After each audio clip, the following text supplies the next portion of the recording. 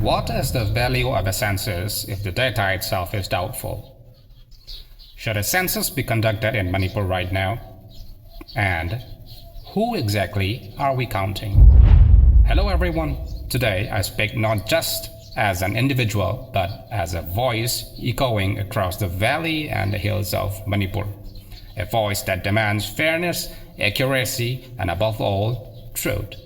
Also a voice seeking attention from the government of India, the PMO, government of Manipur, and the rest of the country. So let me begin with a simple question today.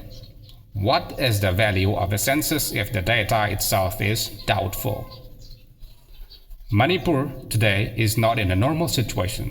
The wounds of the ongoing conflict are still fresh. Thousands remain displaced, families are scattered, and entire localities have been abandoned.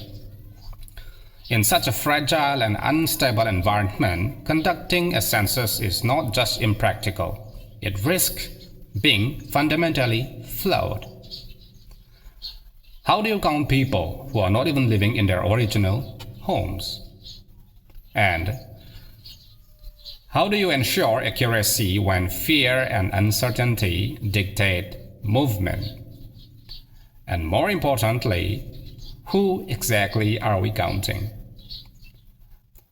So this brings us to the core concern, the illegal immigration. For years, Manipur has been facing unchecked influx from across the porous borders with Myanmar. Political instability in Myanmar has only intensified this movement.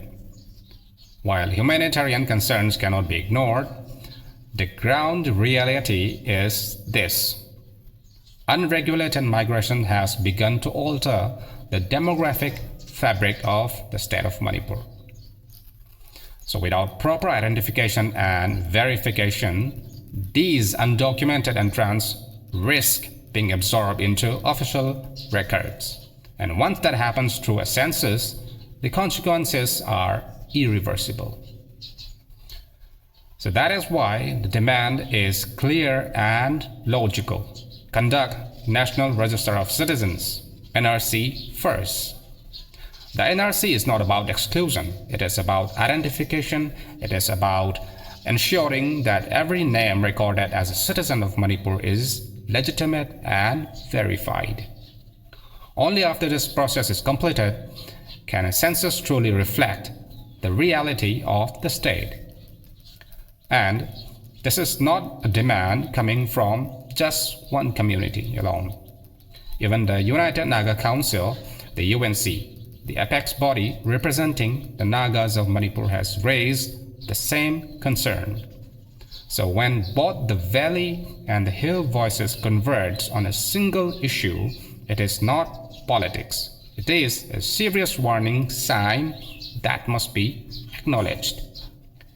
This is about protecting the rights of indigenous people across communities. And today, I also want to clearly express my support for a growing people's movement in Manipur. The campaign for just and fair delimitation. This campaign has rightly pointed out that any exercise like census or delimitation, if conducted on flawed or manipulated data, will only deepen existing inequalities. Delimitation determines political power, and political power, once distorted, is very difficult to correct. So if we allow a questionable census to go forward now, we are essentially laying the groundwork for an unjust representation in the future. That is why their demand to postpone the census until proper verification is carried out is not just reasonable, it is essential. This movement is not against any community. It is not driven by hatred or exclusion. It is driven by a simple principle, and that's fairness. Fairness in counting, fairness in representation, fairness in the future of Manipur. So today from this platform, I extend my full support to this movement because this is not just about numbers. This is about identity. This is about rights.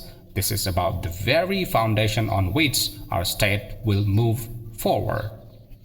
So let us not rush into a process that will define decades without ensuring its integrity. Let us not trade truth for convenience. Let us first restore normalcy. Let us first identify and verify through NRC, and only then let us conduct a census that truly reflects Manipur. Until then, postponement is not delay. It is responsibility. Because a wrong count today can become a permanent injustice tomorrow. Thank you everyone for listening.